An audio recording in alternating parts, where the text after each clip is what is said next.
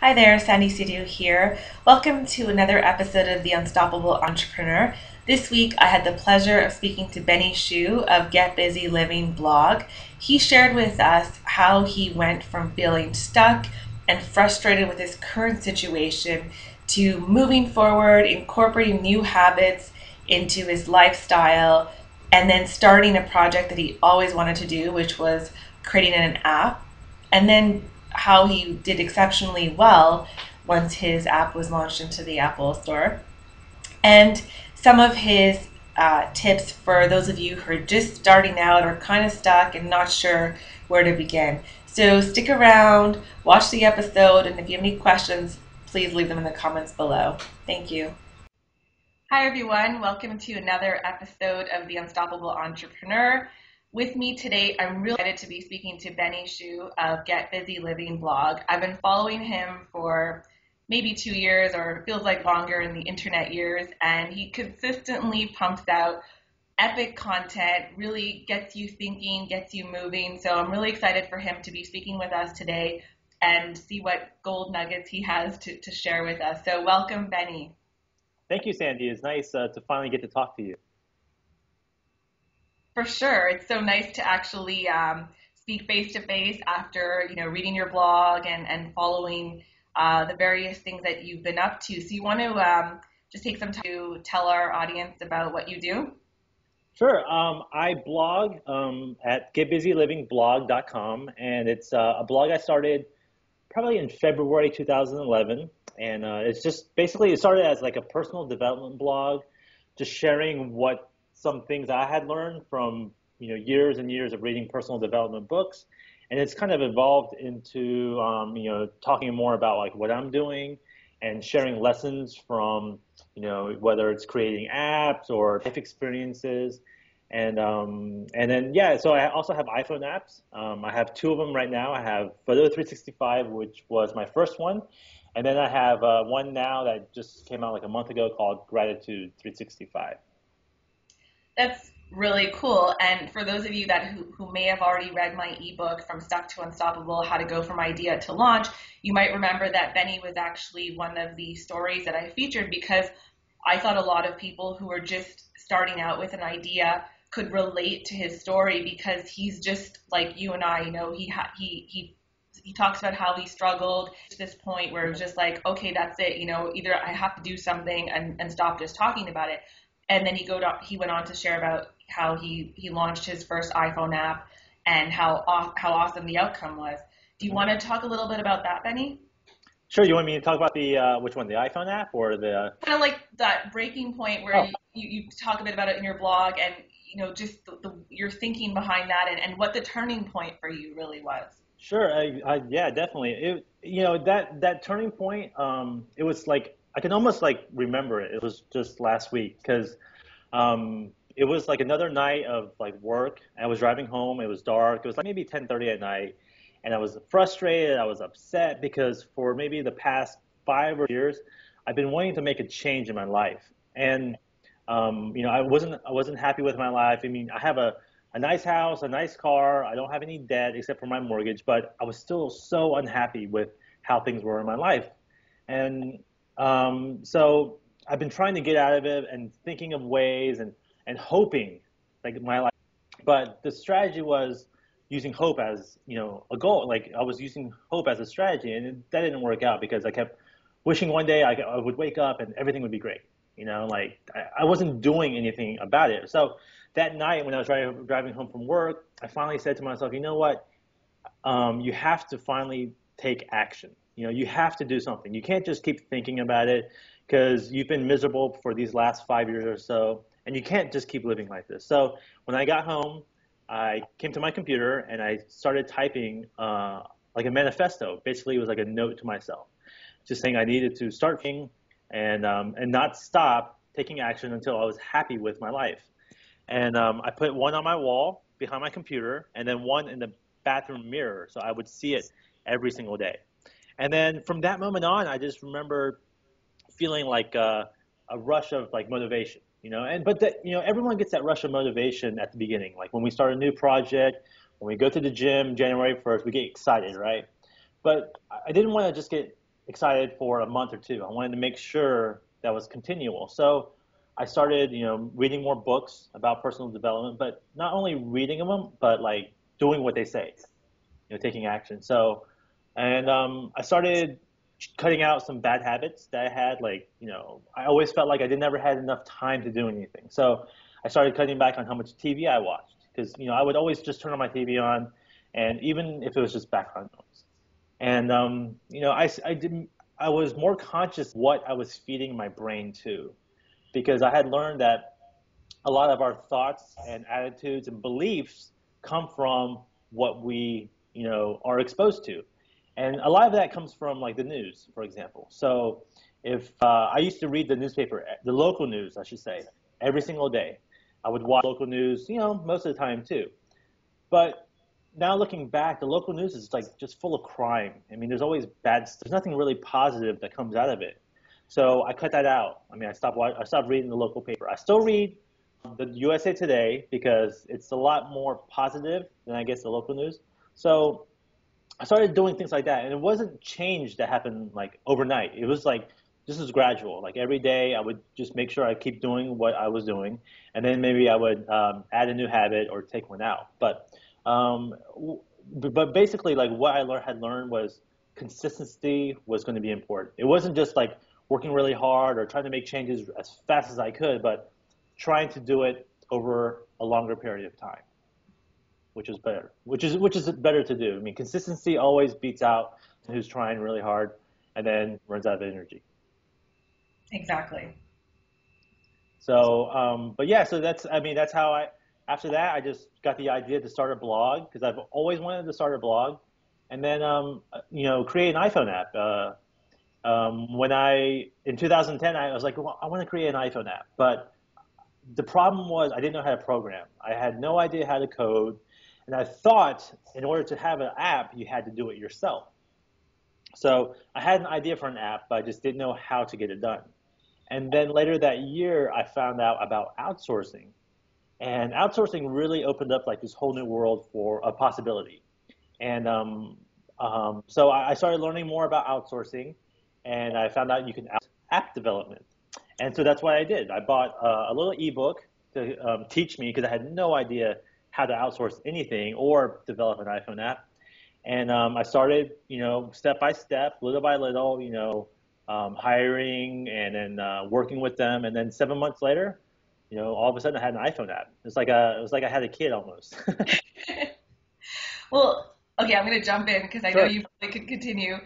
I really love that bit that you just shared because even backtracking before the outsourcing, showing that, forming new habits does not happen overnight. I mean, you can't accelerate that thing like as much as you want to. It takes, 20, 40 days. I mean, I've read those books as well.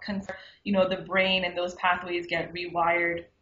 So, good for you for recognizing that and just saying, okay, that's it. I have to take control of my life, and that, hope doesn't equal into action. Like hope is just the beginning, but you actually have to take steps. And then, going to your the iPhone app development, I think that's like a classic place where a lot of people get hung up. And I see this with people that I work with as well. They're like, I want to do this, and then there's this whole big piece that gets them stuck because they're just like, oh, I want to do this, but I don't know how, or it's not possible, or I want to write even the simplest thing like an ebook, which may seem simple to you and I, but they're like, oh, I can't do graphics, or I don't do editing. I just know how to I just have the content. And like you said, outsourcing, makes this really possible. And you also have to look at that trade-off. Like you could have spent 2 years learning how to program. It's not impossible.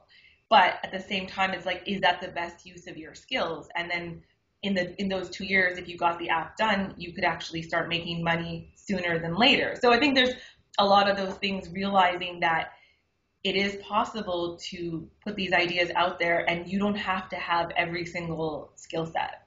Exactly. That's, outsourcing has been really huge, and it's been growing, it seems like, more and more, because you can outsource basically any kind of work out there. So if you have no design skills or you don't know how to create a website, you can outsource all that work. Yes, it takes money, but you're having someone do it for you, and you don't have to learn it yourself, and it can get done a lot faster too.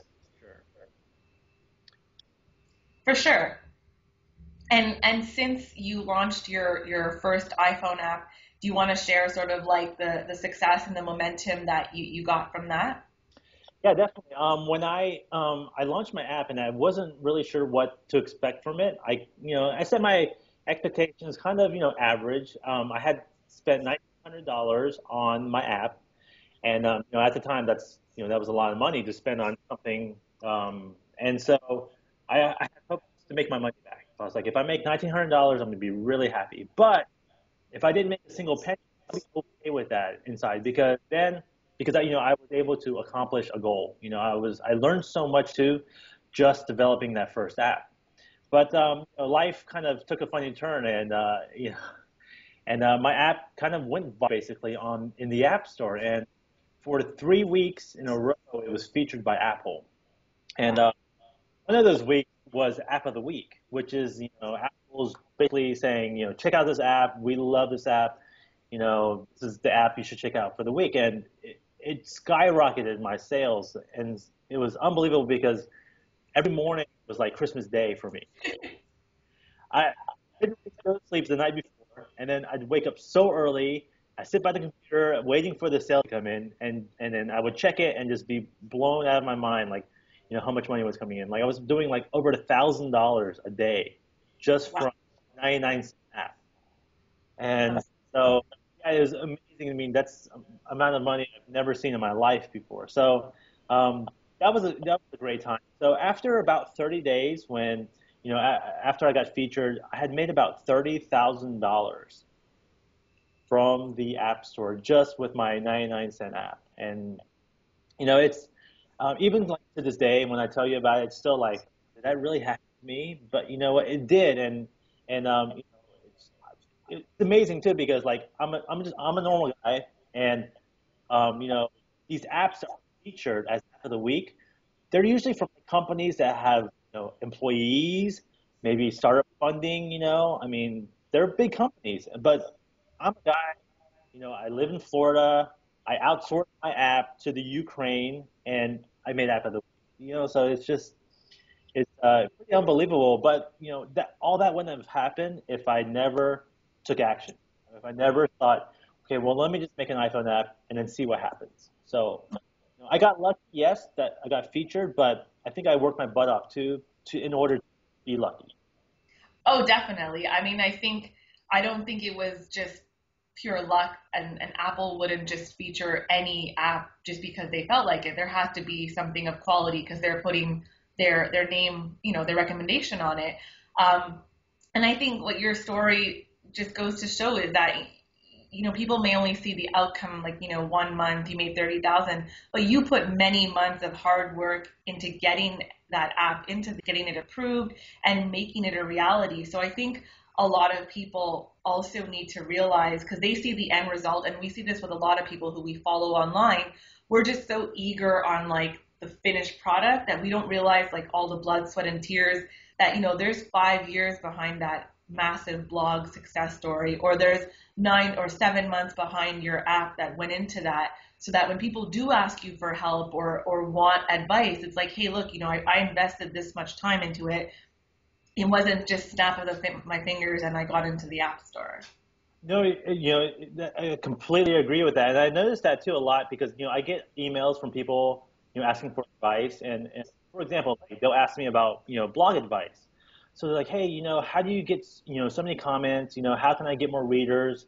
And while I would give them like this really detailed step by step answer, like, hey, this is what I did to get more followers, get more Facebook likes, get more content, get my more traffic, and it was like a lot of work. And most of the time, I never heard back from those people. And then if I did hear back from them, I would go and check the blog, and I noticed they did nothing, like nothing I told them, because I think a lot of the time is they expect like one simple answer in order to have this huge success. But then when they realize, man, that's a lot of work, to do, then they're like, I don't want to do that. That's too much work. And So I was going to just jump in and say, so for the people who do want to do the work, what advice would you give to them in terms of, getting started with your idea, or if they want to get started with an app and start taking action, what would you say? Uh, uh, well, I would say definitely one thing that helped me with this app and also blogging is like model someone's success. There's someone out there, probably online, that has done what you want to do, right? So I wanted to create an iPhone app and I wanted to outsource it. Well, there were people I found online who had done the exact same and were successful. And that's what the ebook was as well. These were two guys who outsourced all their apps, and they were making like $800,000 a year or something like that from their apps. So they did it before, so I just wanted to follow what they were doing. So whatever you're doing out there, like go and see if someone's done it, and if they have, maybe you can ask them a question, or maybe they have a product or an ebook or something to buy, because you don't need to like figure everything out yourself. There's always someone out there who's done it already. So that's one way to help you get into action. Um, I don't know. I'm trying to think of another way. Well, I think that's definitely a really great start. You don't have to go and reinvent the wheel.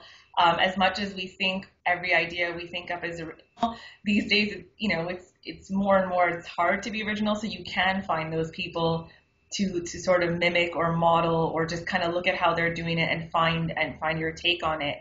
Um, you followed up your first app with a follow-up app called Gratitude 365. Do you want to talk a little bit about that and your upcoming project? Yeah, I have Gratitude 365. It came out about a year after Photo 365, and it's a little bit longer because I couldn't think of an idea of what I wanted to do next, and I felt like it had to be pretty good, especially after the first app. And then the development of the app took a little bit longer than I expected, but that's pretty much expected when you're dealing with programs or apps or software. There's gonna be a delay. And so, I put out the app and it turned out great. I love how it looks. I love the features. I love the functions. And feedback has been really amazing. But the only thing is like the sales and downloads haven't been what I expected. And that kind of threw me for a loop because I guess maybe I was spoiled by the success of 365 a year ago, how it just kind of took off without me doing anything actually. I didn't advertising, I didn't go out and market it. It just Apple picked it up, they found it in the App Store, and then it got featured, and then from there just everything kind of like snowballed. But with this one, I thought it would do a little bit better, but it hasn't. But by now it's been out for a month. At this time, and it's I'm not giving up on it, and I'm definitely trying some strategies with the app to try to get it in front of more people. So I think that's important with anything you do. Like if you put it out there and it's not getting the reception that you expect, you need to tweak it. You can't just expect people to come. You can't build it like what is it? You can't build it and expect people to just to flock to your project or your blog or whatever. You have to make adjustments, and you always have to adapt. Yeah, I think that's definitely, you're right on the mark when you say that about being agile, being strategic, seeing what worked, now that it's been a month and seeing what else you can change. So, yeah, I think that's the way to go. And your story just, it's inspiring to many people because, you're an approachable guy, you're like down to earth, and it's just like, hey, if Benny can do it and he's put this much time into it, maybe I can try to follow his success.